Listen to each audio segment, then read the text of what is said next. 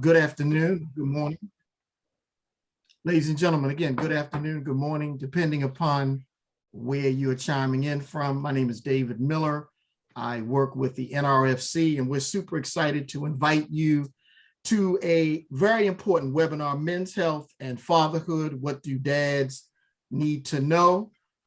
This particular webinar, we have three really dynamic presenters, so fasten your seatbelts, get ready to ask a bunch of questions. We'll be utilizing the chat box. We have folks in queue that will be able to share with us your questions. We also ask you to drop in the chat box what kind of agency you work for, what city and state you represent.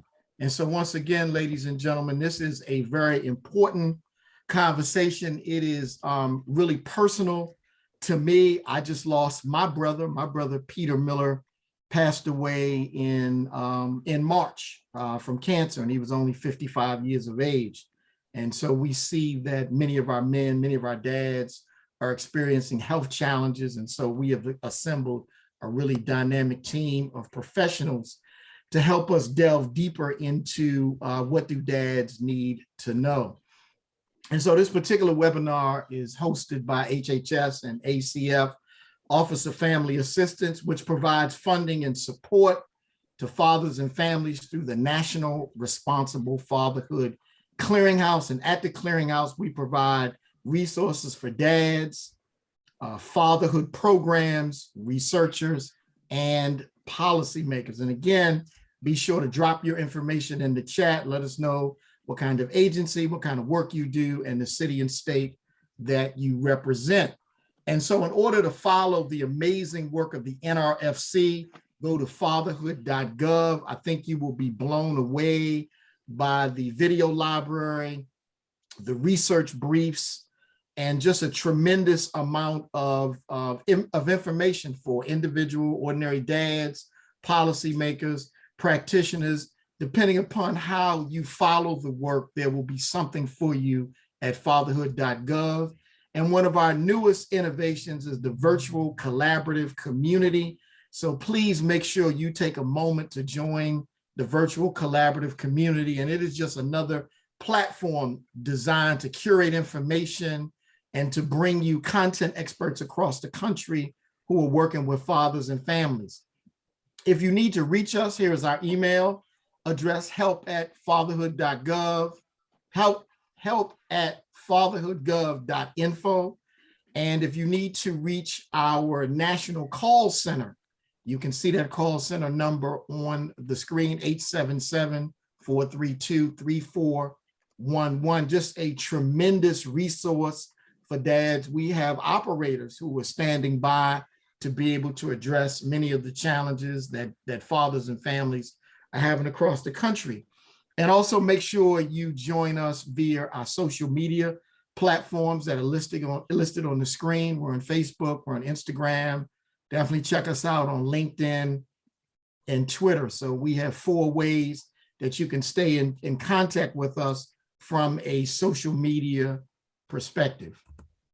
And today our presenters, and again, I am super excited because these are 3 of my distinguished colleagues. I've had an opportunity to read a great deal of information and also really stay connected to some of the amazing work that they're doing. And so we have 3 dynamic presenters. It would probably take me 2 hours to read their entire bios. So we're starting with, we have Armin Brott, we have Dr. Craig Garfield, and we have Dr. Derek Gordon. Our first presenter will be Armin Brott. Armin is the founder of MrDad.com. Again, an amazing resource of information, tips for dads. Armin is also a board advisor for the Men's Health Network. He's co-founder of Healthy Men Incorporated. He's also a well sought out speaker. You can catch him on syndicated radio shows, and he also does a great deal of writing. And so we're super excited to have Armin Brott as our first presenter. So Armin, you can take it away. Okay. Well, might as well, yeah, there we go. I was going to ask to have the next slide. So first of all, thanks to everybody at HHS and David and the Clearinghouse and Nigel and all the people whose names I'm going to blank on right now, but for putting this webinar together and supporting it.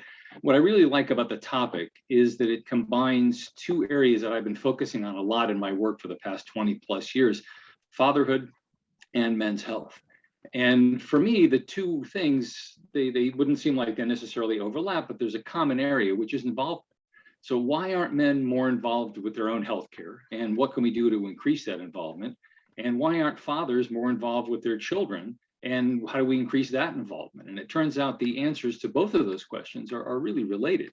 So I want to start by looking at some of the obstacles. It starts, in my view, with socialization, and it really starts even before a child is really a child. So just think about, what's the first question that you ask somebody when you find out they just had a baby, boy or girl? Well, we ask because we want to know how to treat that child. There are a lot of studies that are really amazing that talk about the way that we treat boys and girls differently. Moms and dads, for example, respond more positively to crying girls than they do to crying boys. They soothe girls more. And there have been some of my favorite studies ever, where groups of people are invited to take a look in a lab situation at a baby dressed in gender neutral clothes. Half of them are told they're seeing a girl, half of them are told they're seeing a boy. The ones who are seeing a girl describe the child as sweet and small and lovely. The ones who see a boy, same kid, but they just think they're looking at a boy, say he's big and tough and he's a strapping young lad. And then you've got another similar kind of thing where they see a child playing with the toy, with the jack-in-the-box, spinning the jack-in-the-box. Half of them are told they're seeing a girl, half of them are seeing a boy. And they're asked to describe what happens when the jack pops, when the jack pops out of the box. The girl group universally rates the child, the people who think they're seeing a girl, say the child was scared. The group who think they're seeing a boy say the child was angry. And you think about that, there's a big difference in the way that you're going to treat a child who's scared versus one who's angry. So those are unspoken messages. With spoken messages, though, it gets even worse. From the time we're little, big boys, we hear about big boys don't cry. And later on, when we get involved in sports, we're take one for the team, or we're told to man up. So it's no wonder that when we grow up, we ignore our pain and our physical symptoms. And then the media gets involved, and the media, they do a terrible thing. I mean, just looking at sports, they just glorify athletes who play with illness or injuries or play through it. Most health-related messages, this is a big problem, are aimed at women and moms in particular. Just think about, if you have a cold, you're going to call Dr. Mom. If you look at the description of fathers, or the way fathers are portrayed in children's literature, they're practically not there. They're mostly buffoonish on TV. As a result, boys grow up with the idea that there's something wrong with being male. And this is in particular aggravated by a lot of media focus on deadbeat dads and toxic masculinity. There's something wrong with being male. Girls grow up with this idea that males are dangerous, or there's something, and you certainly wouldn't want to have a father around. And the bottom line is that men and boys in particular remove themselves from the parenting equation and from healthcare realms. And then there's another area, which, of course, not all men are dissuaded from getting involved in healthcare. Some of them do, but when they show up in the healthcare system, they meet even more obstacles. Medical offices, just as an example, we can talk about more of these later. But for the most part, they're not welcoming to males. The decor is female. They're spaces that are designed for women. The reading materials are mostly for women. They're mostly women's magazines. The staff is mostly women. I had an experience having a routine prostate procedure, and it was all women confirming the appointments. A woman is prepping me for the procedure, and it just makes me feel like I'm not really appreciated there. And I know I was going to go anyway, but a lot of guys would say, I'm going to be touched by a woman. I don't want that to happen. So next slide, please. So let's talk about some of the consequences here. Yeah, that's it. Thank you. Then the obstacles that I've outlined, and then many more that I haven't mentioned, really create this tough guy idea that leads the majority of men, as I said, to avoid the healthcare system.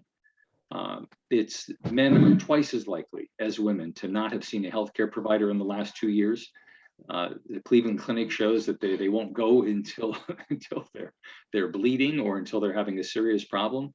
I was told recently about a study that found that men with diabetes are diagnosed 15 years later than women are. The gender gap overall between men and women is 5.5 years. Now, men are dying at younger ages and greater numbers from 9 of the top 10 causes of death. And if you think about, just to bring this completely contemporary, men are 75% of suicides, 60 to 70% of opiate-related deaths. We are much less likely to wear masks, much less likely to get COVID-related vaccines, and we get more serious symptoms and are twice as likely to die as women are. There are a lot of other consequences too. There are the financial consequences. Even if you, this is a terrible thing to say, but people have told me this, everybody knows that women that live longer than men. Okay, that's not such a big deal. So I said, let's talk about how much it costs us.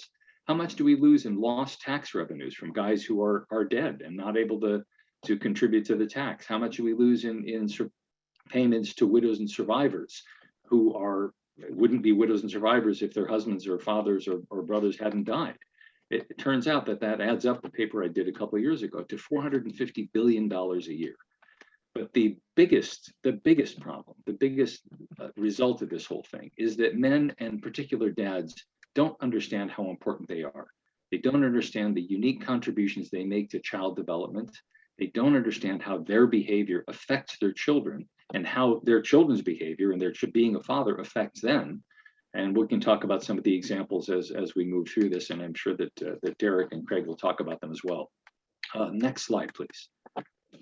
So let's talk a little bit about what fatherhood programs that you guys are involved in on the front lines can do to help fathers get more involved and take on a more active role. The first thing to do is to really emphasize the unique benefits that fathers contribute to partner development, to child development, and to relationships. It starts from prenatal times. Dads who smoke that can affect their sperm count. Dads who are abusing drugs before they even conceive can have effects that carry on through their children and their grandchildren in particular. But after the kids show up, when dads are involved, kids do better in school. They're less likely to abuse drugs and alcohol, less likely to become teen parents. There are also benefits to the partner and to the self. When dads are involved in prenatal care, the moms are more likely to get prenatal care, meaning they're less likely to have premature births or low birth weight babies. And that eliminates a whole bunch of problems that come from premature births and low birth weight. Dads also are likely to adopt healthier behavior models. A lot of guys stop smoking. They sell their Harley. They stop bungee jumping. For me, it was stopping running yellow lights, some of which were red, because I decided in the middle of it, when I had a pregnant wife at home, I've got places to be and people are counting on me. And a lot of guys get involved in civic engagement because they look at the world and they say, I don't want my kid growing up in a world where people are throwing trash on the side of the road, or where fill in the blank. We try to do something to change the world to make it better for our children and our families. Next slide, please. I think it's also really important to emphasize, do it for your kids. In the work that I do with Men's Health Network, we do a lot of interactions with fathers and with men. And sometimes guys say, well, I'm tough. I don't have to deal with this. I don't want to go to the doctor. I'm not going to worry about it. And our response is, fine. You want to be a tough guy? Okay, that's fine. Don't take care of it. However, your wife and your kids would really like you to be around. So why don't you do it for them? And that really hits into the provider protector thing that a lot of us have got going, and can really facilitate change and help guys see things a little bit differently. Also, give very specific advice. A lot of guys don't know what they need to do and how to do it to take better care of themselves and their kids. So tell them, here's what fitness means. Here's what nutrition means. Here's what it means when we say you need to get more sleep. You could provide recipes, specific layout, exactly what you need to do. Here's how you can have your kids help you with meal planning and things like that. Or here are workouts you can do with your kids. Here's how to manage your stress. Specific ideas can help guys help themselves by avoiding the issue of being embarrassed and not want to ask for help, as the old stereotype goes. Avoid the words "big boys don't cry" and "man up." They just feed into insecurities that people have, and they're just not worth talking about. Thank you. Derek, I know, is going to talk a lot more about this, but but basically stop separating mental and physical health. We have a tendency to look at them as separate things, but the reality of it is that mental health issues often manifest in physical ways, and physical health issues can lead to mental health issues. People who have a physical problem may become very depressed, and you can see where that all goes. Direct outreach is a very important thing to do. And there's been some studies at the VA where they've had the direct outreach programs, and also in the military with the reserve and the guard, calling people and just say, hey, how you doing? Just wondered if you're doing okay. How's your family doing? Do you need any help with anything? Very important to do. We have a tendency just to let guys exist and imagine if they need help, they'll call. Well, they won't. So calling them can help them tremendously by getting them involved and keeping them involved in the system. Encourage them to ask for help and remind them that it's a sign of strength, really and truly, to ask for help, not weakness. Also, super important to engage and educate women. I talk a lot about fatherhood and men's health. I almost always put in a line, which is half joking, that fatherhood and men's health are women's issues. And women can interfere with dad's involvement. There's a whole literature called maternal gatekeeping, where moms can push dads out of the way, and that doesn't help the kids and it doesn't help them. Or they can encourage the dad and support the dad. And the same goes for men's health, is women can encourage their partners, their fathers, sons, husbands, brothers to be more involved, or they can just ignore it. And sometimes women are gonna, if they want their husband to be more involved or more healthy, they may have to actually call up and make an appointment for him. This is really a rising tide lifts all boats kind of a thing. And having healthier men really does contribute to having healthier women, and having healthier women and men contributes to having healthier fathers and families. And in my view, and I think there's a lot of research to back me up on this, having healthier men and fathers is going to lead overall to healthier children, partners, and society as a whole. So thank you, and I'll pass the baton to Derek. Well, thank you, Armin, for providing us with some food for thought, some best practices as we begin to delve deeper into this discussion around how do we produce healthy families, how do we produce healthy fathers. I think it's a really timely discussion, particularly when we think about all of the things that you've uplifted in terms of dads and what we need to do as a society and ways practitioners, because we know that we have a lot of practitioners who are participating on this webinar, really tangible things that practitioners can think about, particularly as they work with their staff who are working directly with dads. And so we're going to be coming back to Armin. Ladies and gentlemen, please begin to drop your questions in the question box or in the chat box. And we have James Worthy in queue who will be going through those questions, and our content experts will be able to answer those questions. And so next up, ladies and gentlemen, we have Dr. Derek Gordon. He's an associate professor at the Yale University School of Medicine. Once again, we have assembled the dream team of content experts for you basketball fans out there, you sports fans. We got the dream team for y'all this afternoon. And so we're going to turn it over to Dr. Gordon. Thank you so much, David. I would like to kind of actually, I love a nice handoff, and so I want to thank Armin for kind of doing a nice kind of handoff pass to me so I can do, hopefully make a layup on this thing if you're going with that sport metaphor. I hate that. And so, so as we talk about this issue of kind of man mental health and fathering, one of the things I want us to begin to think about is that I want us to begin to kind of think about health kind of from a more holistic perspective. And when we talk about these issues, I want us to actually pay attention to things that I think we sometimes forget. And that has to do with issues related to the ways in which our health is a function of a number of items, a number of things, including our physical health, our mental health, the genetic makeup that we have, our social experience, the kind of ways in which we understand and use health services and our interpretation of how those health services. So kind of recognizing that when we think about men, mental health, and fathering, I want us to bundle, if you want to think about it that from that perspective, I want us to think about how we bundle all of these things and not actually think of them as being desperate or different kinds of issues to be there. And one of the things that I am really pleased with as being a part of this panel is that as I, as a psychologist, kind of think about these issues and approach these issues, I feel as if my colleagues and I, who are, my co-presenters, who I've kind of been pleased with kind of being engaged, they have kind of alluded to this, but they have written so much about this. Both Armin and Dr.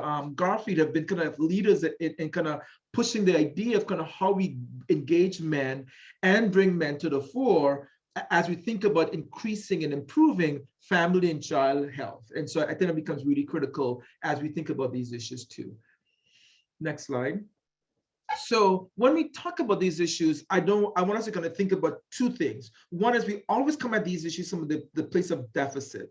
And so I want to kind of underscore that within these conversations, the work that you guys are doing as practitioners, there's a opportunity, there's a place for opportunity where we can advance our prevention efforts, where we could improve our service engagement. And I think you guys are at the forefront of all these issues. And when I think about these issues, I want to give you statistics. When we look at the idea of kind of mental health and who gets it, less than a third of the men who need mental health care actually get it. And so if we think about that, if you have men coming through your services, ask yourself, how many of these men may need it? And how many of these men are currently getting it? And how many men may be denying that? And might there be some role for you to think about how you become the conduit around these issues? And the other thing that becomes an issue is that when men present for services, sometimes clinicians are ill-equipped to recognize and address their needs specifically, especially since that there are unique ways in which men might present. And so I just wanted to kind of put that out there and kind of think about what are the opportunities for us to kind of think about how we move this forward. So move ahead. So when we think about this, we have to kind of think about factors associated with men's receipt of care. And I think I alluded to some of this. There's a way in which we're socialized and self-stigma that comes along with that. As a clinical psychologist and someone who works with men all the time, one of the things that we have to kind of actually confront is, here is a guy coming for clinical services, working with another man and thinking about what does it mean to be vulnerable with this other human being across from me? And as a man, how we are socialized not to engage in these kinds of experiences. And then kind of building off from there, thinking too about what are the stigmas that I bring in. Ooh, does this mean that, if I get intimate with him and I have some certain kind of feelings, does this mean that this questions my sexuality? Or does it mean that, this man is then going to have data on me that he can then use to actually hurt me? And so there's a way in which a recognition that these things that as we talk about kind of increasing mental health, there's a way in which these issues show up around kind of signaling weaknesses. And the other thing that's there too is, go back, please. Go back. There's a piece around kind of recognizing that men have, might have poor mental health literacy.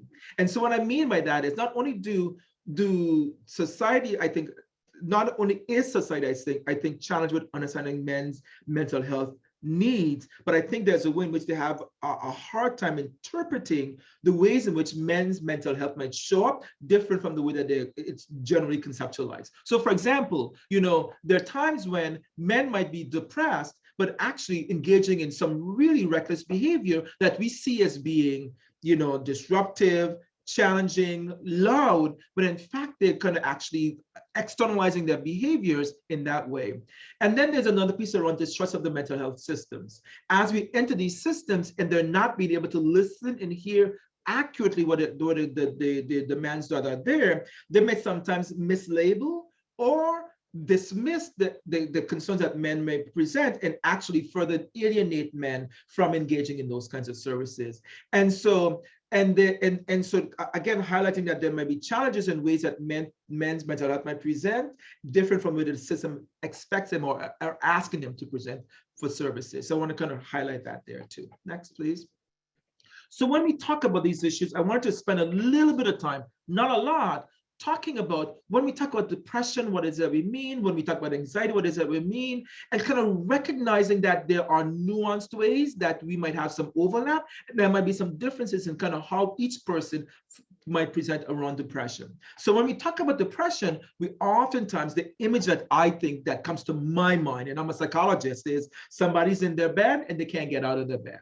But the reality is, when we think about depressive, we're talking about a way in which your mood is dysregulated, and there's some sadness or some emptiness that's going on. It may also, depression, present with irritability, which actually then combined, these issues impact the ways in which we think and the way in which we behave.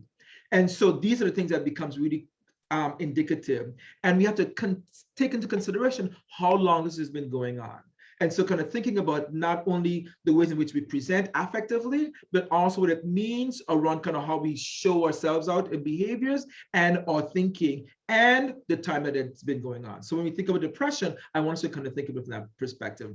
Anxiety, on the other hand, kind of has as its forefront kind of thinking about ways in which, you know, and it's funny because the definition of anxiety includes the word anxiety. And, you know, if you English purist, you should never have the, you know, should never define a word with a word. But we're talking about anticipation of threat. We're talking about behavior that is disruptive. We're talking about physical and hypervigilant behaviors that might actually impact, again, how we function in the world. Trauma, on the other hand, is kind of conceptualized from the perspective of what, you know, being exposed to life events that causes stress. And the issue that's there with trauma is that what might be seen as being traumatic to one person might not be to another. And so a recognition that, you know, as we think about this issue of trauma, it's subjective. Each of us have different thresholds about kind of what it is that makes sense for us. And trauma can be accompanied with anxiety and fear, and it can also be seen through externalizing behaviors or both. And so kind of thinking about how when there's a trauma exposure, how does that then impact the individual? Substance use disorders, on the other hand, have to do with kind of taking in drugs that are in excess. Now, here again, we all know that, you know, if you think about alcohol use, for example, alcohol use, the threshold for women is a little bit different than the threshold for men. It's a little bit higher because of men's physical mass. But kind of thinking about when we're taking substances in excess, and there's a mental activation that happens that requires you to maybe ingest more and more of the same substance to get the same kind of results. And then there is a fall off in the ways in which you kind of normally function. And so kind of thinking about how it becomes a disorder when you need more, you're kind of dependent, and there's a change in the ways in which you orient to the world as a function of your use. And then adjustment disorders. I want to throw in this idea of kind of adjustment disorders, because one of the things that I think sometimes we forget is that there are times when we have traumatic experiences, and these traumatic experiences very much so impacts how we relate to the world. And one of the things that I want us to think about is that, you know, as someone who's never been incarcerated, I can just imagine that having been incarcerated and then having to kind of adjust back to coming back into the real world, that's an adjustment. And so when we think about moving from incarceration back into the community, there's an adjustment that needs to happen. And with that adjustment, there might be emotional and behavioral symptoms that come about as a function of that stress that is identifiable. And there's a distress that might come up that is disproportionate to kind of what's happening. And so then there's a social impairment that kind of impacts your ability to actually function in the world a little bit, function in the world a little easier. And so when we think about all these issues, you know, I want us to kind of think about who's in front of you, how are they functioning, how are they moving, and what are some of the ways in which these challenges show up in front of you quite regularly. Next slide, please. So as we think about this, there are a number of areas in which we can actually think about how we intervene to kind of move this work forward. So one of them is kind of destigmatizing mental health. each of us talking about our own experience of mental health challenges, each of us kind of normalizing the experiences, each of us creating context where we discuss these issues become really important. Another way that might show up is kind of thinking about alternative interventions. There's a whole body of research, and Dr. Garfield talks about this in his work. Dr. Torsch talks about this in his work, where we can talk about alternative interventions. There's research that shows when men feel connected to their community, their mental health increases. When men feel connected to their children, mental health increases. When men feel as if their parenting practices and behaviors are stronger, mental health increases. So sometimes when we think about addressing these issues, we don't always have to come from I need to come to the mental health thing. We might get at it through a back door by thinking about how we increase one's competency in a different area. And so as a way to kind of get at that, providing emotional support, teaching men how to support or receive support from others or support one another becomes really critical. And I think this becomes really important as we think about how we move this work forward. Identifying what the issues are. Oftentimes, men, I use a joke all the time with folks, when I'm hammering on a nail and I hit my finger, people usually say shit, and they throw the hammer and they get angry. And you ask them how they're feeling, they say, I'm angry. But actually, you're not angry, you're hurt. And so kind of making sure that we identify these issues in a really good way, and we use language that is clear and appropriate to what it is that's going on. And the other piece that's there is recognizing, having some transparency, us being able to kind of talk very openly about how these issues are presenting. And the last area of intervention, men as nurturers.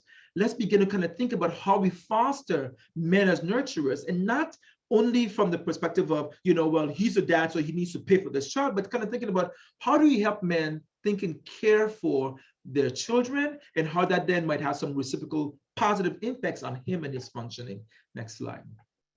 So I go back to where I began, which is if we think about taking a holistic approach, we can actually move the mental health of the men that we're working with, their children, and their female partners. And I put in parentheses kind of hetero in this because I wanted to underscore that oftentimes when we're talking about these issues, we forget that across the country, there are different kind of family constellations that are there. And so we have to figure out how we can actually support the ways in which men show up. What if they are a bio dad, or what if they're a social dad? What if they're a LGBTQIA father? And thinking about how we kind of be more expansive in our thinking around these issues. And so and in doing so, we can help to increase the relationship of the functioning for these men and their partners. And we have to recognize that as children kind of move through the system, different children need different things. And this is true for resident and non-resident dad. And satisfaction and parenting skills have been shown to decrease mental health challenges. And so I want us to begin to think about, where does this fit in your work, and how do we need to move about doing this? Next slide. Next slide. And so, Dr. Gordon, thank you. Important presentation. I often think we don't necessarily make the connection between mental and physical health. Yes. And so I think super important, particularly, once again, those organizations out there that are doing direct service with dads really got to begin to think about that integration between mental and physical health. And once again, ladies and gentlemen, please make sure you drop your questions in the question box, or you can drop them in the chat. We're going to be coming to the Q&A portion momentarily. Some folks have already asked about the slides. We'll give you more information about how you can access the slides. Our third presenter is Dr. Craig Garfield. He's a professor, Department of Pediatrics, Northwestern University, and we are super excited to have Dr. Garfield in the building with us this afternoon. So we'll turn it over to Dr. Garfield. Thank you. Yeah, I'm excited to be here and to join this panel. I think what you heard from Armin and Derek are a lot of the foundations of why men's health is important, men's physical health is important, why men's mental health is important as well. And I think what I want to focus on are kind of what's coming up, what's in the pipeline, what's exciting about working fathers. If you go back not too long ago, there wasn't that much work going on in the fatherhood space. And because of the people in this panel, and more because of the people who are here on this webinar and in this chat, there's a lot of great work being done for fathers and for families out there. So I'm going to focus in kind of three big regions. One is just locally what's happening with a new program called the Family and Child Health Innovations Program at Lurie Children's Hospital here in Chicago that I direct. Then I want to talk about Fathers and Babies, which is a new intervention in the home visiting space that's more of a regional approach. And then wrap up and get ready for some of the Q&As that you guys have been posing, talking about the pregnancy risk assessment monitoring system for dads, which is a collaboration that we've been working on for a number of years now with the CDC to mirror the Prams for Moms project. So next slide. So FCHIP started at Lurie Children's Hospital really with this idea that children thrive when families thrive, and that's really the center of the work that we're doing there. We take a whole family approach and not just a disease or an organ system. This isn't about asthma or cystic fibrosis or sickle cell disease. This is about how families and children have bidirectional impacts on the health and well-being of one another. And we do this, and we actually try and elevate this through a number of things. One, our annual reports. We do a report on Mother's Day, on Father's Day, and on Grandparents' Day that focuses on what is the latest research out, what are the latest approaches to incorporating and thinking about mothers and families, fathers and families, and grandparents and families. And you can join and get these updates at our website. If you put in FCHIP Lurie Children's Chicago, you should come up with it. There's also a link there at the bottom of that image. And if you go to the next page, to the next slide, you can see, go back, yep, you can see some of the reports that we did. So we've obviously focused a lot on mothering during the COVID-19 pandemic, fathering during the pandemic. And then our most recent one for Grandparents' Day was multi-generational families and health promotion, grandparenting in 2021. Really trying to take this holistic approach to families and children and health. If you go to the next slide, we also have been trying to tap the resources that are out there of people that are doing really good work, but haven't quite changed and looked at fathers as well. So as a pediatrician, I work a lot with people who do a lot of work on the role of mothers and children, right? And we have a whole Bureau of MCH, Mother and Child Health. And what we decided to do is take some funding and try and support some pilot grants. So here are two examples of the pilot grants that we have been funding. One is Daniel Robinson, who's a neonatologist who works in the neonatal intensive care unit, who is doing a study on looking at what the dietary intake is of mothers with premature infants. And he really said, he kind of made the argument that we don't know anything about what father's dietary intake is at the time of when the baby's premature. And that intake for mothers is important because it then influences the milk output and the quality of the milk. So he's going to start looking at how fathers are eating in the immediate postnatal period. And how that may be impacting mother's diet, as well as ultimately what the premature infant gets. Kelly Michelson, who works in the pediatric intensive care unit and has lots of experience of working with families whose children have died. Almost all of that work is on mothers. And yet fathers are often the first person to call for help, and they're calling for help for the mother. And this gets at a lot of what I think Armin was mentioning in his discussion. So with our funding, they'll be interviewing fathers who have experienced loss in order to identify what their specific support needs are. Go to the next slide. We've also partnered with Voices of Child Health in Chicago, which is an organization at Lurie Children's that surveys 1,500 Chicago parents of diverse backgrounds across the city.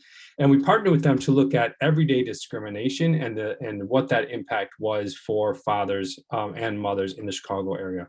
Everyday discrimination was described as chronic, routine, or an unfair treatment. And what we found in this report was that fathers are experiencing discrimination at higher levels than mothers were. And that you can see, these slides will show up better when you actually get them at home. But you can see that more white fathers reported no everyday discrimination than Black or Hispanic fathers. 55% of fathers reported being treated with less courtesy than others, and 54% reported receiving poorer service than others compared to mothers. And that 39% of fathers reported people acting afraid of them, and 30% reported being threatened or harassed compared to that of mothers. So this is kind of in the background of how fathers are interacting in general with society. Next slide. I saw that there's a lot of home visiting folks on this call, and that's great. We have a new intervention that we've been working on with Darius Tandon and his team here at Northwestern called Fathers and Babies, which is a mental health intervention. It actually mirrors the intervention called Mothers and Babies, or MB, in home visiting. And it's 12 sessions that are a mix of home visiting and text messaging. And we have found that in this, this is a paper here that you can track down or reach out to me. I'm happy to share it with you. We found that in these text messages, which kind of mirror the mother and baby curriculum, that those fathers who were involved actually had decreased stress based on the information that we were sending out to them, which were links to things you can do to support your mental health, also links to support the mother as well. Because what we found was that not only did dad's stress decrease, but mother's stress decreased as well. And it did have a small effect, though not statistically significant, on depressive symptoms. So this was a pilot project. We're gonna be expanding that and looking for other places to trial this intervention as well. And that's something that I wanted to share with you guys. Next slide. Finally, the last innovation is, I mentioned to before, is making the pregnancy risk assessment monitoring system for moms available for dads as well. So this is a project that we've been working on with the CDC for several years now. PRAMS is something that is used in almost every state in the country. It represents about almost 90% of births in the United States. It's a sample from the birth certificate data. And what happened was mom started asking, why is the only question you ask on this survey about my partner is, did my partner hit, kick, beat, or slap me during pregnancy? I would never have made it through this pregnancy without the help and support of my partner. So based on that, we developed a survey that was administered as a pilot project in Georgia with the Georgia Department of Public Health, where we had 857 fathers in the sample. And what we found was really very telling of the health of fathers in Georgia. Only 55% had a primary care physician. Not quite half had attended a healthcare visit in the last year. And in the sample that we had, 70% were overweight or obese, almost 20% were currently smoking cigarettes, 13% were binge drinking, and 10% responded positive to the depressive symptoms.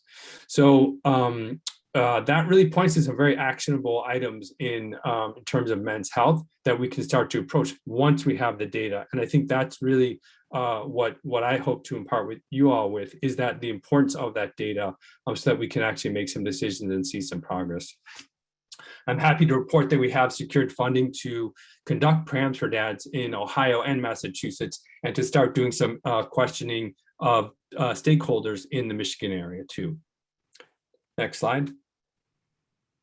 So to kind of round up all three of our talks today, I think what dads need to know that comes from what Armin, Derek, and myself have really tried to share with you all today is that dads are really important to their child. And that child is looking up to you as a role model, and also as someone, as ways to navigate the healthcare system. You're also important to your child's mother, and there's a tremendous amount of work about what's happening between mothers and fathers, married or unmarried, resident or non-resident. There's still a lot of bidirectional influence between moms and dads. But at the end of the day, being a father, it's important for you yourself as the father to take care of yourself, to take care of your mental health, to take care of your physical health, so that you can be there and you can contribute to that family going on. What practitioners really need to know, I think, is that words matter and words have meaning. parenting is generally thought of in the community as something that relates to mothers. So if you really want to focus on fathers, you need to call that out so that they know that they are welcome there. And that the father's needs may actually differ than that of mothers. Fathers may need more help getting back into the workplace, working on a resume, trying to develop skills that can get them to be contributors in the way that they know how to, and to be supported in how they contribute in non-monetary ways to the family. And finally, I guess I would impart to you that collect data. We can only make decisions based on the data that we collect. And that's what influences policymakers. That's what influences funders as well. In medicine, we have a PDSA cycle, which is Plan, Do, Study, Act. And most of the good work that we're doing now in the community is the action. But I would encourage you all to step back, to think about what it is that you're doing, to actually study it, and then make your decisions based on the data that come out of that. And I think with that, that wraps up all the slides that I have, and we're looking forward to a really engaging Q&A right now. So we want to thank our three presenters, Armin Brott, Dr. Craig Garfield, and Dr. Derek Gordon. And so, ladies and gentlemen, we're going to open up for Q&A. I think James already has a few questions in queue. We encourage you to begin to populate more questions. You can either do it in the question and answer feature, or you can send them to the chat. James, you want to throw out the first question? Absolutely, David. Can you hear me clearly? Loud and clear. All right. Well, the first question came early in today's session, and it really speaks to how do we integrate the current scientific information through epigenetics. I hope I messed that all up. That trauma is intergenerationally understood as historical trauma in our programs to support fathers. Now, I hope one of our experts can break that question down, because that question was way beyond my understanding. And we'll open that up to any of the panelists that want to attack that question. How do we integrate the current scientific information? Yeah, I'm happy to take that on. That is a heavy one, and I think there's a couple different ways to approach it. From a very scientific perspective, I would say understanding how epigenetics impacts father's involvement, father's health is really important. And for just kind of a very big picture idea of what epigenetics is we all have a genetic makeup. Sometimes stresses in our environment impact the expression of different genes, and therefore make us at risk for worse outcomes down the road. And some of that may be, for example, children born to women who experienced famine in the past often will actually gain weight easier because of a turn on of a gene that was something we suppose came during the famine period, where mothers sent a genetic message to babies to actually be ready when you get out here in the real world to start to take on and store food more quickly than in the past. So that's the big picture of epigenetics. I don't know that we have a lot of data on the epigenetic impact of stress on fathers in particular. We do know that it does have an impact on hypertension, obesity, and likely therefore rates of diabetes down the road as well. Big picture, I would say the importance when you're early on in scientific discovery in implementing this in the field is actually to start to talk with parents and fathers about what they're experiencing in their life and what the stressors are in their life in order to start to figure out ways to address them.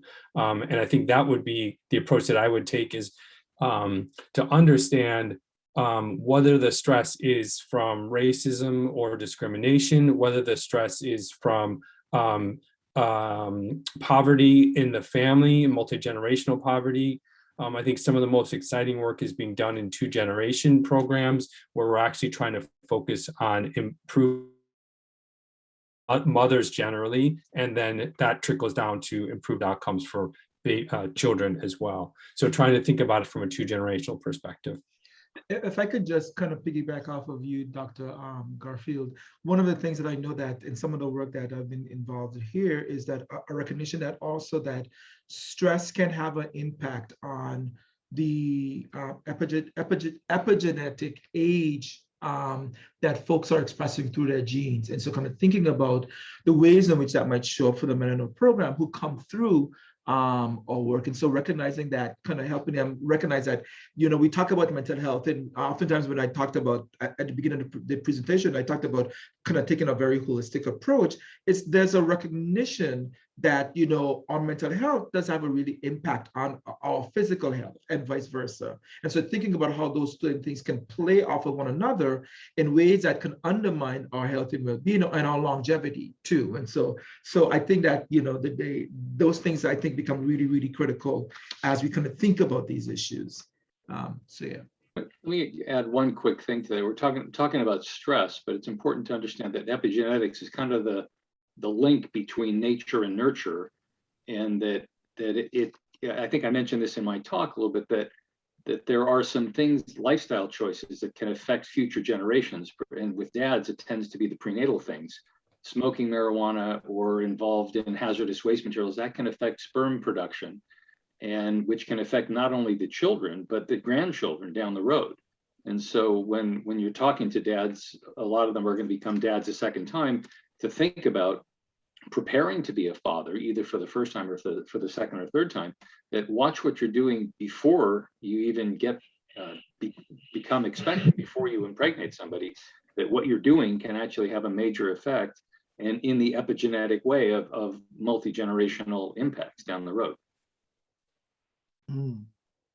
Absolutely. Well, and I tell you guys that the questions are coming, so I just want to keep that process going. Thank you for your in-depth discussion of that. And to keep that conversation going, Matthew asked, regarding trauma, please talk about how ACEs, which many of us are familiar with, manifest in health when the child becomes an adult.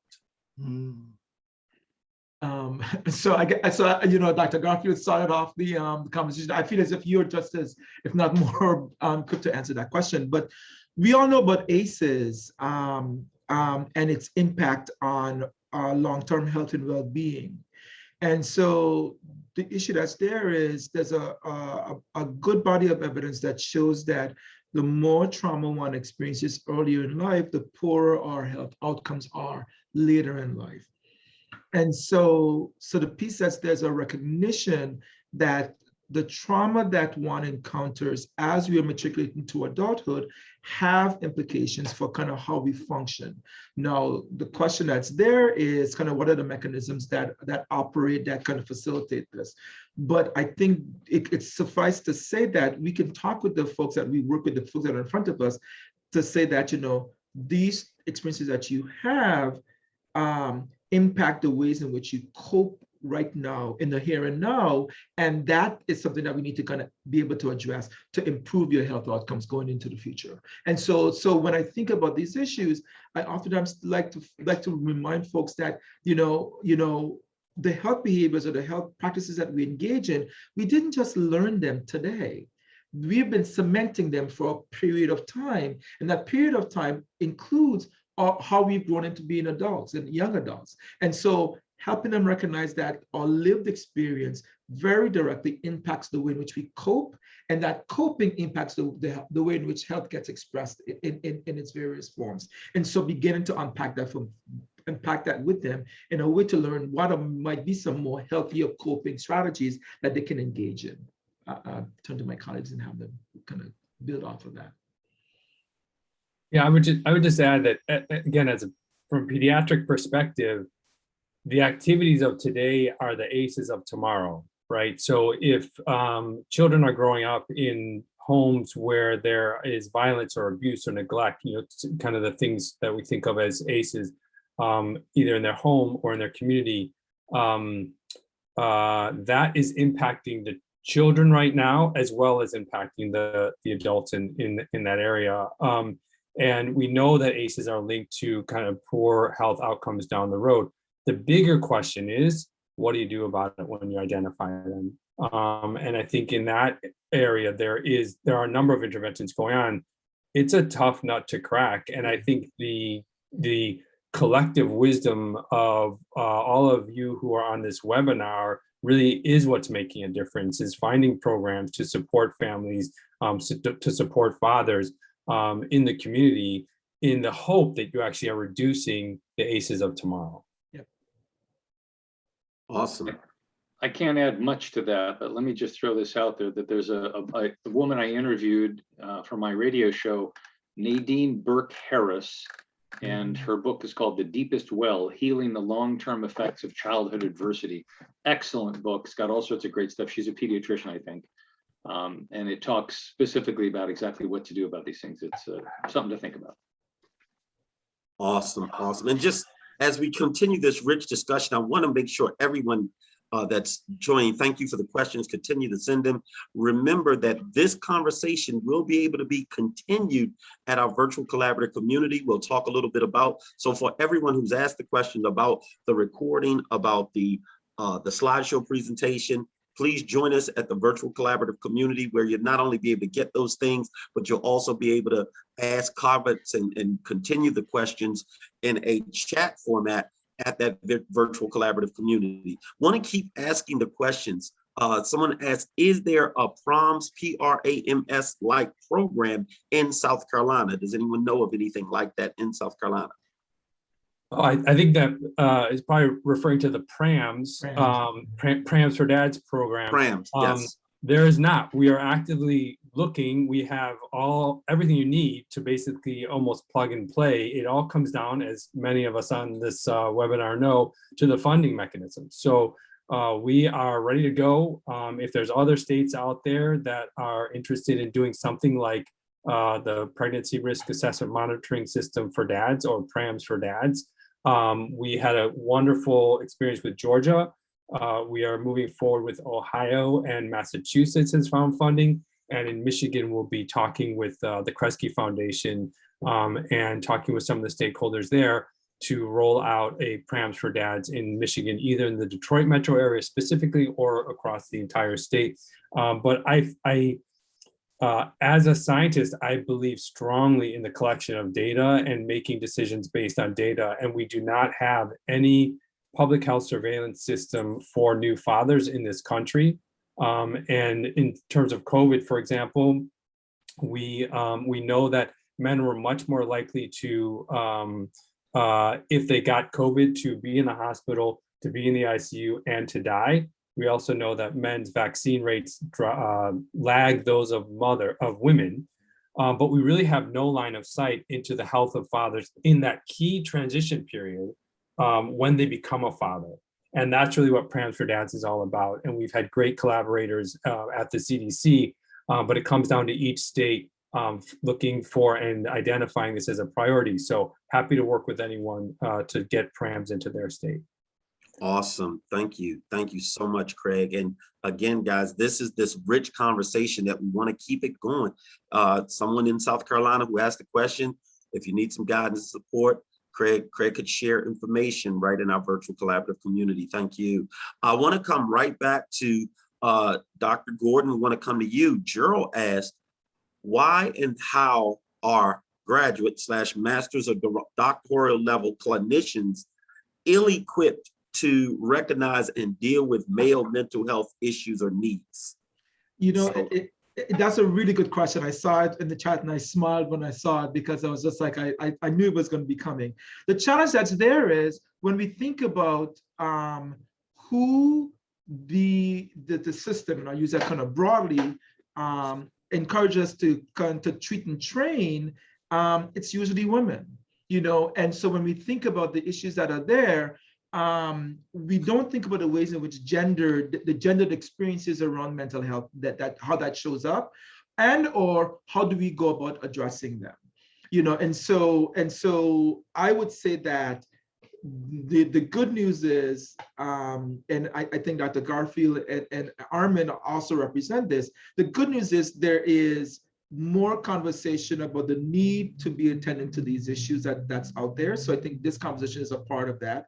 The other thing I will say is that And because of that, it's now forcing the systems, the training systems, as well as the health providing systems, to think about how they might need to address these issues in a different way.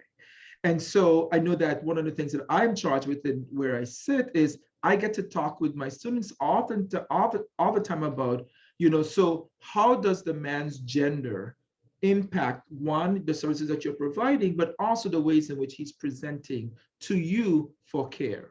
And so we begin to kind of unpack in very active ways the ways in which this shows up.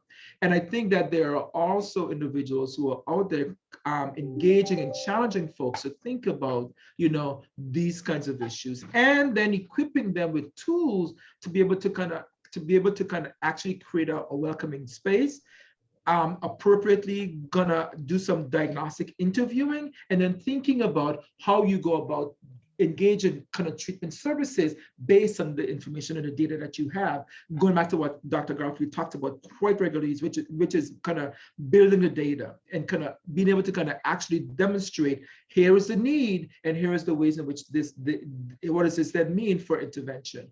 And so I think that this is an ongoing process. There's a lot of folks out there who are beginning to write about this and kind of think about these issues.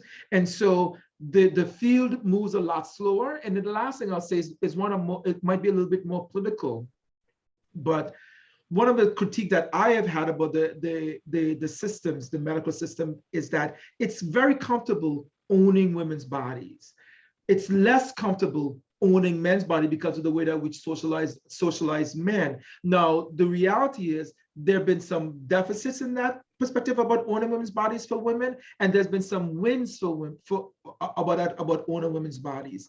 And so I think that there's a way in which we have to kind of begin to ask the question, do we care for men's bodies too? And so kind of making that a part of the conversation, not in lieu of women or anything else, but too. And so, and how do we move that forward across the board? And so I'll just stop there if anyone else wants to jump in. I want to add something to that, because an organization I work with, Men's Health Network, partnered with PCORI, which is the Patient-Centered Outcomes Research Institute, about a year and a half ago. And we did a series of webinars on this exact topic about men and mental health. And I hope Jimmy Boyd is on the call. He can probably post the link to some of the papers that we did from there, the series of papers. The discussions were absolutely fascinating. And one of the things that we found was the screening tools, the basic screening tools that are used by mental health professionals, but also by teachers and coaches and other people who are frontline people who might be able to diagnose mental health issues, are skewed towards, or biased in a way, towards diagnosing women's things. So they'll ask questions like, the Beck's inventory is one of the scales that is used. So they have a lot of questions about, how do you respond? Do you have feelings of worthlessness? Do you cry a lot? And those are not typical male ways of expressing mental health issues. Men are more likely to be angry, or to overwork, or to socially isolate, or to abuse drugs and alcohol. And those things are not picked up on those screening tools. And so a guy who's got a serious depression issue might be sent off to anger management, and that's not what he needs. So there's that, and that shows up combined with some of the things that I was talking about earlier about men not showing up in doctor's offices to begin with. So for the first problem is you got to get the guys in the door. The second thing is, once you got them in the door, you got to ask them the right questions. And we're not asking them the right questions. We're also not reaching out and engaging them in the right way. And I can't remember the exact statistic, but I think it was over 60% of male suicides had no contact with a mental health provider in the 6 months prior to their committing suicide. So there's a huge area, a vast empty space that's out there that we really need to do something to develop. And the part of the purpose of these conferences that I mentioned were to try to develop some screening tools that can be used not only by mental health people again, but also by teachers and coaches and people running fatherhood programs, for that matter, so that they'd be able to ask simple questions to screen and to be able to triage guys out to the providers of the need, people who can provide the actual help.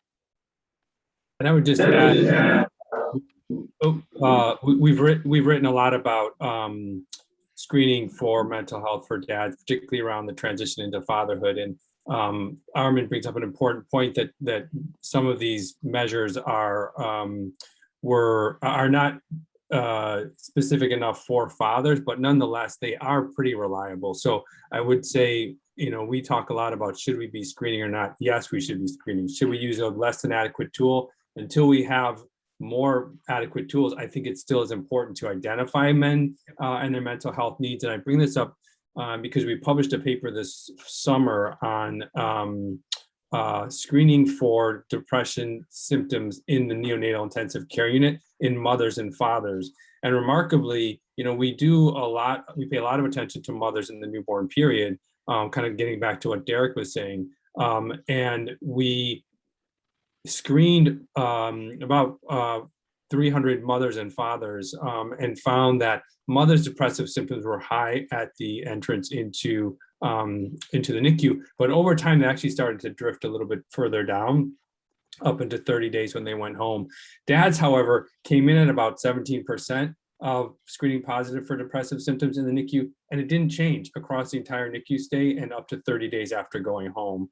And what that tells me is no one's paying attention to it. Right? The dad's just kind of limping along and suffering along. Mothers are getting some attention as it should be, but that we really need to understand that this is a family issue. This isn't just a mother issue. And that the more that we can focus on ways to address this from a family perspective, the better outcomes are going to be for children, mothers, and fathers. Awesome. David, I know you wanted to make some notifications on time, so I want to give that to you because we got a few more questions I definitely want to keep going through. And so, ladies and gentlemen, two of our presenters have a hard stop at 2:30, but we're going to keep the conversation moving until 2:45.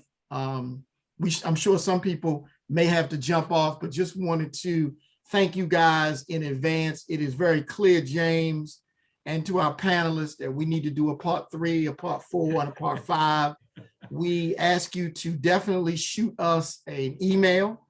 Let us know what you thought about the webinar, if you have any additional questions or suggestions, because we believe, ladies and gentlemen, that this is a super important topic. Feel free to email us at help@fatherhoodgov.info. And as James indicated, one of our newest innovations with the NRFC is the virtual collaborative community, where we're going to be curating ongoing conversations for dads, for practitioners, and also policymakers to really begin to address many of the critical concerns that address fathers and families. Please make sure you connect with us. You can sign up, very easy process. Virtual collaborative community, and you can always visit us at fatherhood.gov. We probably have the largest repository of research briefs and information about fathers and families, so definitely check out some of the amazing work we're doing at fatherhood.gov. And so, James, we're going to open it up for a few more questions. We realize that Dr. Garfield and Dr. Gordon have to leave in a few minutes, but we're going to keep the conversation moving. Armin will still be in the building, and we're going to carry this to 2:45. So, ladies and gentlemen, now is really an important time to get your questions in. I want to jump in, James, really quickly before Dr. Gordon and Dr. Garfield have to leave, because we have a lot of groups that are directly working with dads. What's one or two parting comments for Dr. Gordon and Dr. Garfield that you would like to share, particularly with those organizations that are providing direct services to fathers? What's one or two points that you would like to make as you guys begin to move forward? I guess the thing that I find myself, as you asked the question, the thing that jumped in my head was the idea of recognizing that oftentimes there's a very clear link made between mom's health and child health and functioning. I would like to actually also say that there's a clear link between dad's health and child's health and functioning too. And sometimes that link is a direct link if you talk about it from a structural equation modeling, that in other words, his health directly affects the child's health, but that link also flows through the mom. And so it's an indirect link towards the mom, through the mom. And so helping the men recognize that their child's health broadly, again, I'm not talking singularly about mental health, but if you're thinking about wanting to increase child health and well-being, having him recognize that his health definitely impacts his child and his partner's health and well-being becomes really critical. So that's one thing I don't want to leave folks with. The second thing is a recognition that we all have a role to play in making these health challenges that we've been discussing today not foreign, not obscure, not other, but actually present. Because I would argue that in each of your programs, there are men and sometimes some staff who are themselves struggling with mental health services. The question that's there is, how do we bring those supports to them in ways that are accessible? And so I was trained as a clinical psychologist, but I function as a clinical community psychologist. So I'm always thinking about what does that mean for how I bring it to the community, rather than me sitting in my office waiting for the community to come to me. And so in that way, you are in the community. So how do you bring the services that you think would be relevant to the men where they sit? You know, and so it might be as simple as inviting folks to come and sit with you all as you talk with them about mental health. It might be as simple as you recognizing that, you know what, I might need to walk Armin with me to go and meet X healthcare provider. And so kind of thinking about where this might show up. I know that there's some folks doing some really innovative work. This is the last thing I'll say, in barbershops, kind of thinking about how we bring men's health in barbershops and stuff like that. So this is that place. Is that kind of thinking I think would be really important for us to kind of think about, again, harnessing opportunity, not harnessing deficit. So I'll stop there. Thank you, Dr. Gordon, and have a great day. Continue to do great work. We'll circle back with you because we know that we need to continue to address this critical space in terms of men's health. Dr. Garfield, any last things that you want to share with our audience? Always a couple of last things, but they always lead to something else too. You know, I guess from working with many men across many different backgrounds in around the time of the birth of the baby, I just can't stress enough how being seen and heard by others is so important to men. They've just come from 9 months where they really are in the background, if even acknowledged with their partner who's going through pregnancy. And so for you all as practitioners in the community to actually see and hear them and listen to them patiently about what their experience is as a father is so valuable. And there are very few spaces that men have a chance to do that in. And I think the people on this webinar have created those spaces. And I would just kind of encourage you to keep those spaces and not necessarily have an agenda beyond bringing people together to kind of share in that experience. That's on the one hand. And on the other hand, I have found that in working with dads that, and this may come from my kind of entitlement as a white physician, but being a little prescriptive and telling dads, hey, here's how you can be involved. Here's what you can do. So it's not just a general, hey, help your partner or go be with your baby, but what exactly can you do to help your partner, or what does it mean to be with your baby? So for example, on the baby's perspective or the child's perspective, every parent wants their kid to do really well. Well, you know what you can do to help them? Read to them. From the time they are bored, read them books. Whatever book you want, doesn't matter if there's words or not, make up a story. Talk to and be with your baby and learn from them, put the phone away. On the mother's side, I think there's a lot that dads can do to help from establish breastfeeding, to make sure that you're aware of the changes that mom goes through in the postnatal period. Particularly in BIPOC communities, we have big problems with maternal mortality and morbidity and moms who are dying. And who are they going to turn to when something doesn't feel right? It's you, the dad. So be aware, there's a great campaign from the CDC called Hear Her. You can look it up online, and we should actually have it as one of the resources. to talk about what, moms might be experiencing that they don't really want to go bother the doctor with. Well, guess what? Sometimes they need to bother the doctor. So I kind of tell dads to keep an eye out for that from mom's perspective. And then I tell them what to do is like get hands-on time alone without mom or grandma telling you do this, do that. But what can you do to solve the problems of your child early on? Because that gives you the confidence later on. Last thing I'll say is, boy, do we need some kind of paid parental leave in this country. But Absolutely. that's a whole nother conversation for a whole That's nother another webinar. That's a whole nother. Let me just add something to what Dr. Garfield and Dr. Gordon have been talking about, because I think we overlook somewhat. We're talking about new dads being overlooked because of the 9 months of pregnancy. We overlook the importance of dads in the prenatal period as well. And even though, again, we're talking about fatherhood programs, these guys are going to be fathers again and again, or maybe you're catching them even before they become fathers the first time.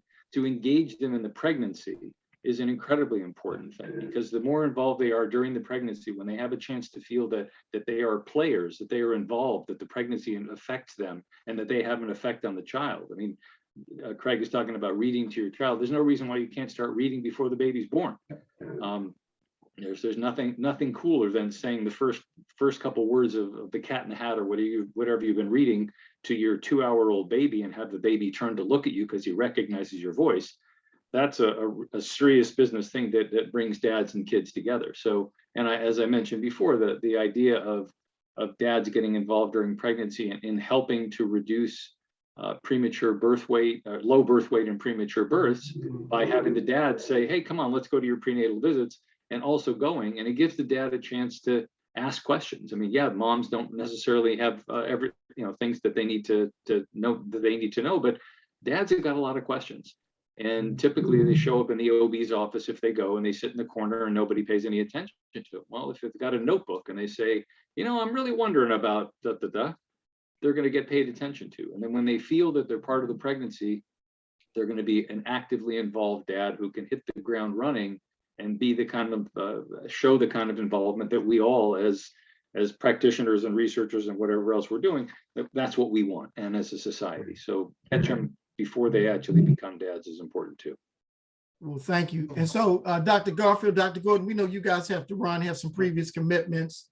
Again, super excited, great information.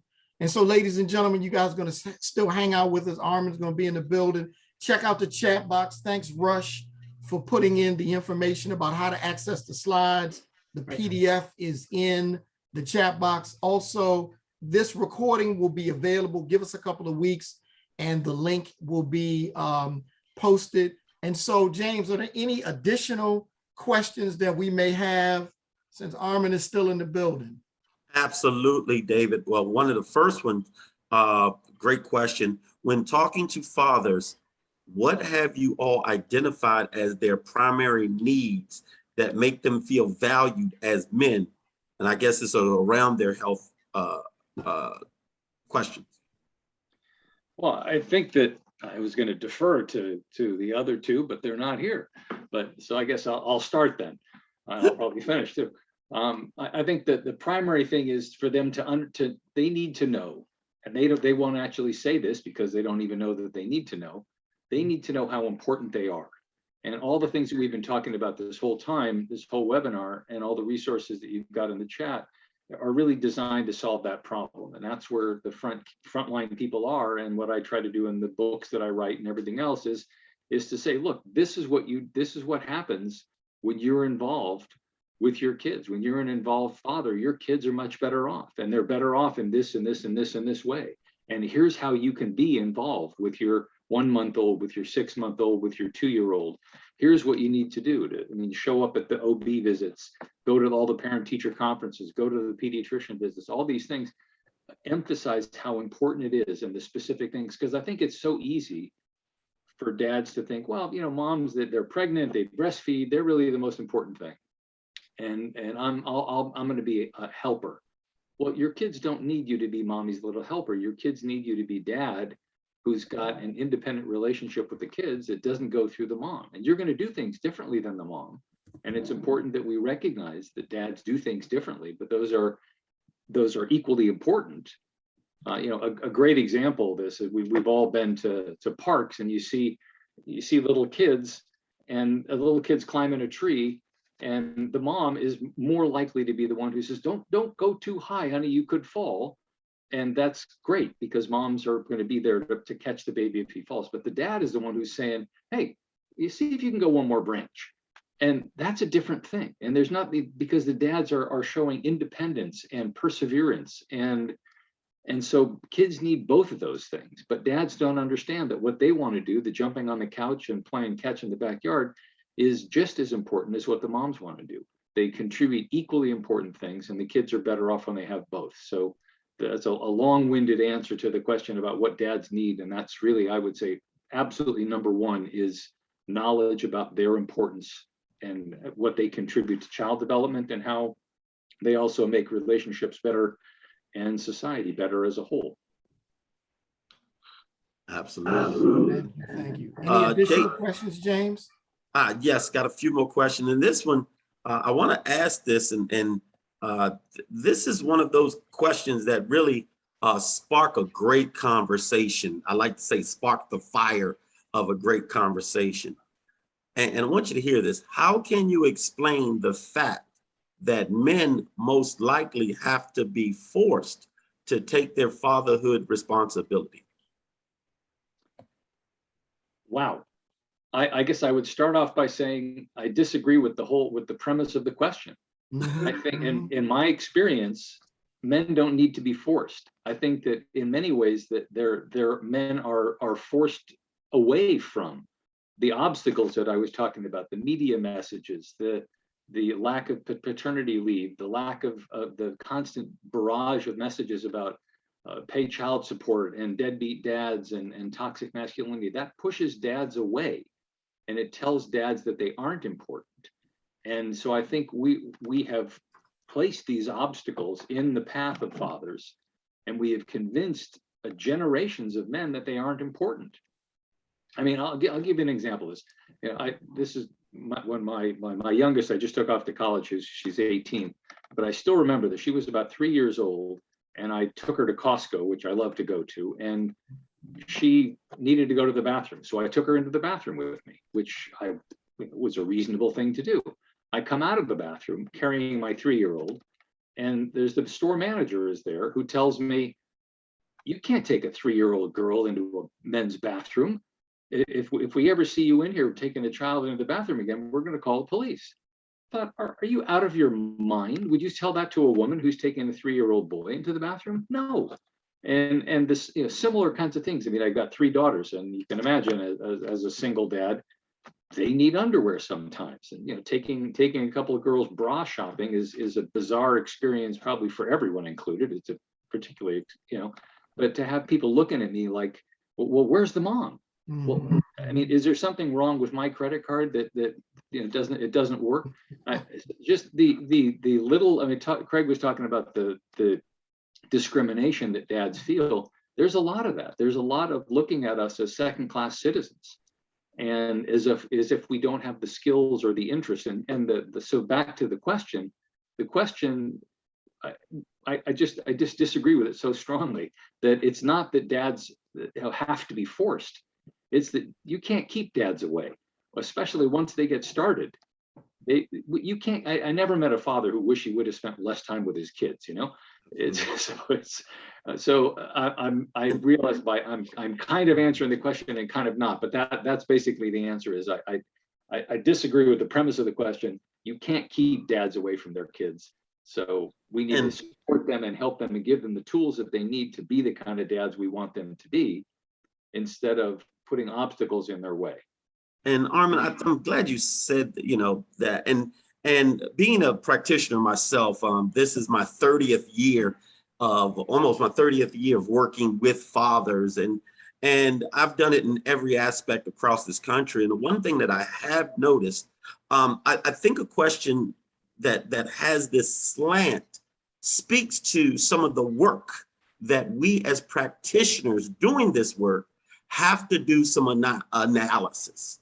because this question in my understanding of it, and I can only give my understanding of the question, speaks to some of the implicit bias that is embedded in trying to work with families, work with fathers. Because if this is my space for working with a dad, if this is my space as a practitioner, then I'm coming to the work with a slant that could obviously repel a father from being successful in integrating in the service delivery that we give. And that's where I hope this question takes us all to think about, because in every mind, there are some things that have been kind of embedded that make us think like this, to make us think that the fact, and I'm reading the question, the fact that most men. Yeah, I agree with you completely. Yeah. That is something that and I'm glad we bring this out in these type of forums, because I'm always doing a self-analysis. I can't help anybody else change themselves if I'm not clear about what I'm working through. So really appreciate that. And I do want to just ask, yes, I know we have 5 minutes left. Go right ahead. Just add one little thing to that, which I think is something that I worked on with Men's Health Network and another group that I started, looking at essentially training the trainers, getting people who are in frontline positions to be able to more actively engage men.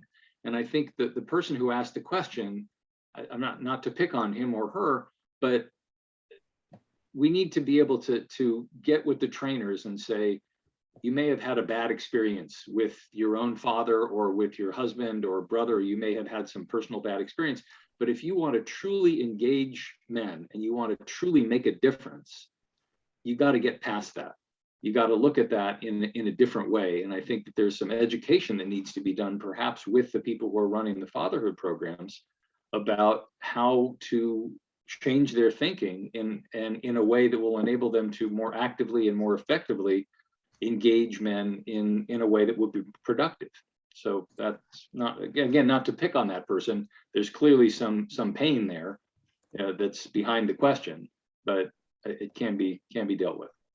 Absolutely. And I know, David, we got just a minute left, so I want to ask this last question. And again, let's continue this conversation in our virtual collaborative community. But I want to ask this because this may be something that could help everyone. What are some of the survey instruments that can be used with fathers, but also with males in general? And I'll leave it at that being our last question, David. Great question. Great question. So I can't really answer that.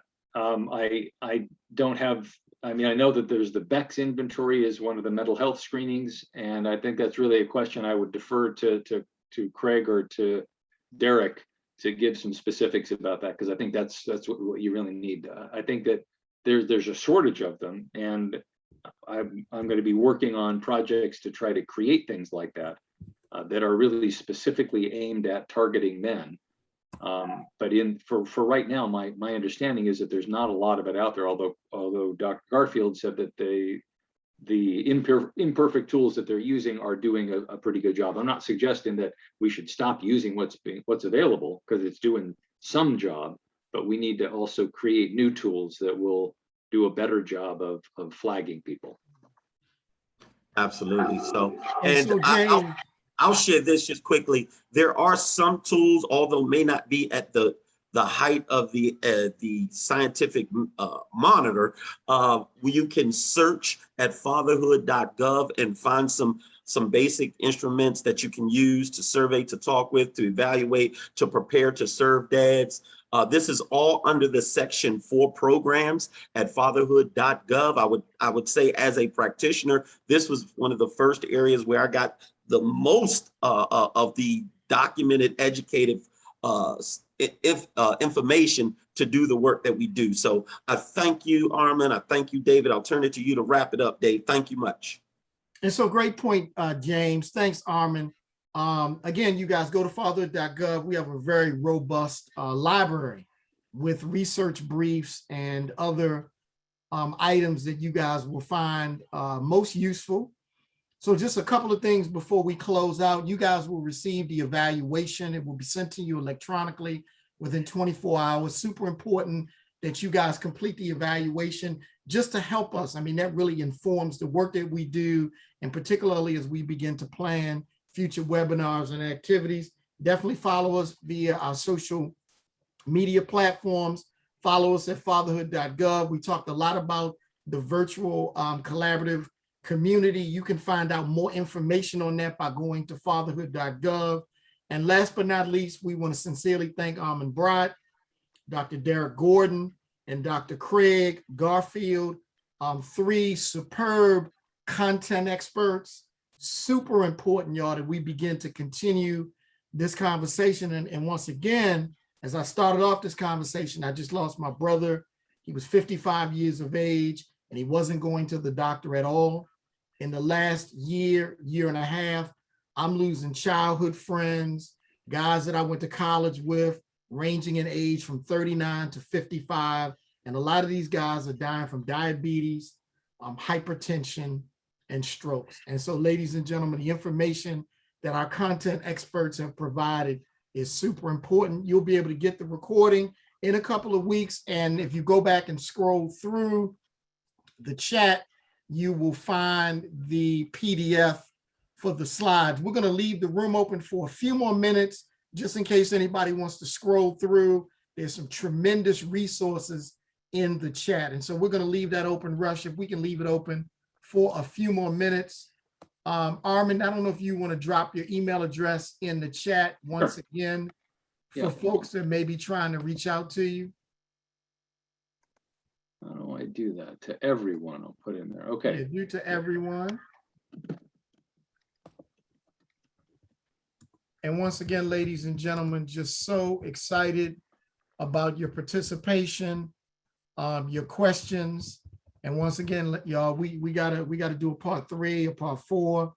Nigel has already been thinking through some additional products, Armin, to address the issue of men's health, both physical and mental health. And so, ladies and gentlemen, once again, we're going to be closing out the webinar just in a few minutes, but wanted to give you time to scroll through. If you didn't get the Rush posted the webinar slides at 246, so just go up to 246 and you can download that PDF. And so, you guys, this has been so informative, and let's keep the train moving. Once again, thanks, Armin, for your work. Hey, thanks a lot, guys. You guys have a great afternoon. Be safe, and put your mask on. And get vaccinated. And get vaccinated.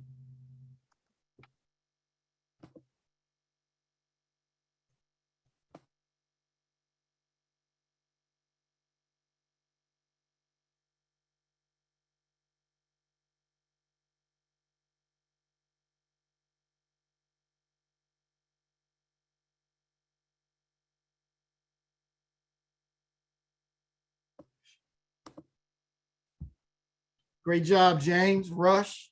Great job. That was really, really informative. I love that. No, it was. Lots of information in the chat. I just put the chat